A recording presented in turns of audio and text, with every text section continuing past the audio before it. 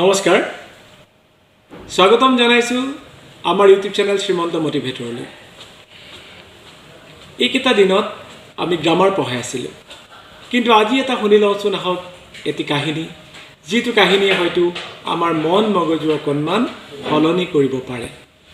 আমি জানো যে এই mother is the best teacher for a child. এটি শিশুৰ কাৰণে এগৰাকী মাতৃয়ে হৈছে আটাইতকৈ শ্ৰেষ্ঠ শিক্ষক।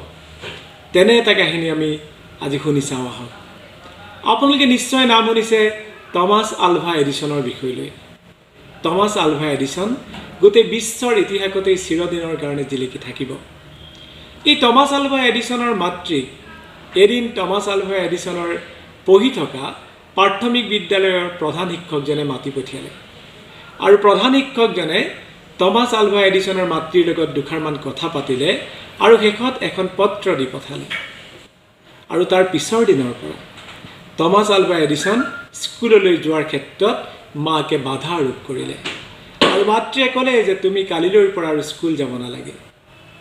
তেতিয়া টমাছ আলভা এডিছনে মাতৃক সুধিলে যে মা, কালি যিখন পত্ৰ প্ৰধান শিক্ষক মহোদয়ে তোমাৰ হাতত দি পঠাইছিল কি আছিল বাৰু পত্ৰখনত লিখা? তেতিয়া টমাছ আলভা এডিছনৰ মাতৃয়ে ক'লে যে তোমাৰ প্ৰধান শিক্ষকে সেই পত্ৰখনত লিখি পঠিয়াইছে যে আপোনাৰ সন্তান এজন জিনিয়াছ হয়, এজন বহুত তীক্ষ্ণ বুদ্ধি মেধা সম্পন্ন ছাত্ৰ হয়, যিজন ছাত্ৰক আৰু আমাৰ বিদ্যালয়ত পঢ়োৱাৰ কোনো প্ৰয়োজন নাই, কাৰণ শিক্ষক শিক্ষয়িত্ৰীতকৈ তেওঁ বহু গুণে শ্ৰেষ্ঠ আৰু বহুখিনি কথা জানে।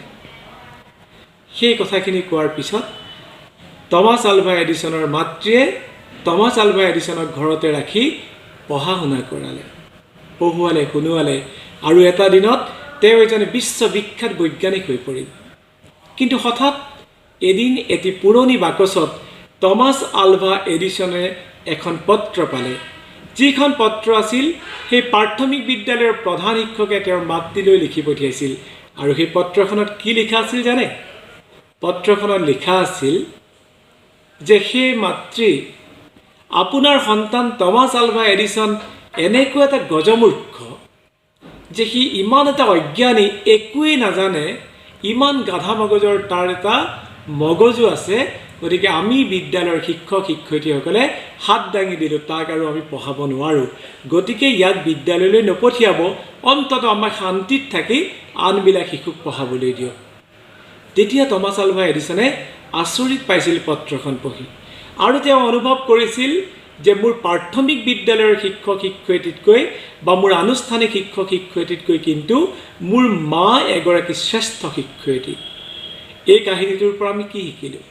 এই কাহিনীটোৰ পৰা আমি এটা কথাই শিকিলোঁ, আপুনি আপোনাৰ সন্তানক কিমান নামী দামী স্কুলত পঢ়ুৱাইছে সেইটো ডাঙৰ কথা নহয়, কিন্তু আপুনি যদি মাতৃ হিচাপে নিজৰ সন্তানক গাইডেন্স দিব পৰা নাই, তেতিয়াহ'লে কিন্তু আমি ভাবোঁ বা আমি এইটো কথা স্বীকাৰ কৰোঁ যে আপোনাৰ সন্তানে কিন্তু আটাইতকৈ যি শ্ৰেষ্ঠ শিক্ষা, সেই শ্ৰেষ্ঠ শিক্ষা পোৱাৰ পৰা বঞ্চিত হৈছে। গতিকে a mother is the best teacher. She may be graduate or she may not be graduate. তেওঁ গ্ৰেজুৱেট হওক বা নহওক, তেওঁ মাষ্টাৰ ডিগ্ৰী হওক বা নহওক, কিন্তু তেওঁ এগৰাকী সন্তানটিৰ মাতৃ, আৰু এগৰাকী মাতৃ কোনো গুণে এজন শিক্ষকতকৈ কম শ্ৰেষ্ঠ নহয়, তেওঁ এজন শিক্ষকতকৈ বহু বেছি শ্ৰেষ্ঠ। গতিকে প্ৰতিগৰাকী মাতৃয়ে টমাছ আলভা এডিছনক নিজৰ মাতৃয়ে গঢ় দিয়াৰ দৰে আমাৰ মাতৃসকলেও নিজৰ নিজৰ সন্তানটিক তেনেদৰে গঢ় দিওঁচোন আহক। তেতিয়া দেখিব যে your child will be the genius. Okay, বহুত বহুত ধন্যবাদ। এই কাহিনীটোৰ দ্বাৰা নিশ্চয় আপোনালোক অনুপ্ৰাণিত হ'ব। পুনৰবাৰ সকলোকে ধন্যবাদ জনাইছোঁ, আৰু অনুৰোধ জনাইছোঁ আমাৰ ইউটিউব চেনেল শ্ৰীমন্ত মোটিভেটৰ ছাবস্ক্ৰাইব কৰিবলৈ নাপাহৰিব, আৰু ন'টিফিকেশ্যনটো অল কৰি বেল আইকনটো দবাই দিব। Thank you so' much.